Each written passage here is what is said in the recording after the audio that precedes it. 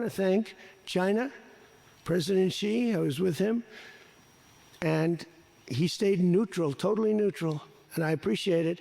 And I would want to thank Vladimir Putin. He was very neutral. I said I would really appreciate you not giving or selling any of that stuff to Iran. And you know what? For the most part, he didn't. So I just want to thank them because they made it a lot better. Retired U.S. Navy SEAL Mike Sarraille joins me now. All right, Mike, why is President Trump giving China and Russia so much credit? Well, I think it's on the public stage. Giving them credit will better the relations with both parties. But ultimately, it was coerced by Trump not to get involved, and it behooved them as well. Ultimately, getting this deal across the board is going to benefit China, which we can open up the energy flow, which they import over 80% of their oil, so it benefits them.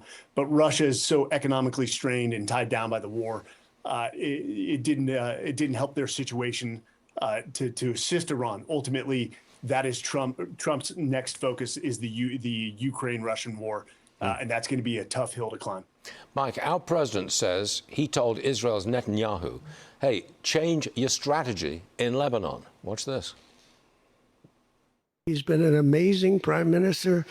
We have a little dispute over Lebanon. I say, you can do a little softer touch, baby. You don't have to knock down a building every time somebody walks into it that's from Hezbollah. We did send a copy to Israel, by the way. They've been a good partner. Again, I think they could do better with respect to Hezbollah. I'm not saying they shouldn't protect themselves. I'm saying when two drones are shot into the desert and drop harmlessly, you don't have to knock down buildings in Beirut.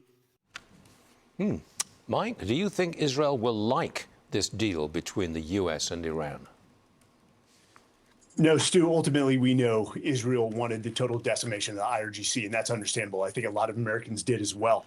But while this nuclear deal may be negotiated in Switzerland, it can be detonated in southern Lebanon. So ultimately, he's saying that Israel and Prime Minister Netanyahu don't have the right to inherent self-defense. They do, but show a little restraint. If Hezbollah launches a missile into a benign area, you don't need to respond to everything. Show some strategic restraint. Let's get this deal across the goal line.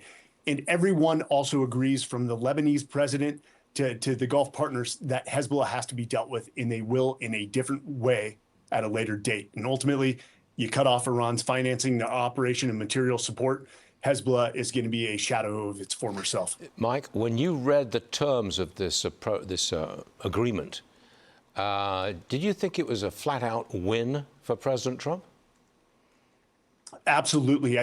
His biggest antagonist, Canada's Prime Minister Mark Carney, even said it was a great deal and it's a game changer. For one of his biggest antagonists to say that, I think it's a win for President Trump. He walked in a hero to the G7.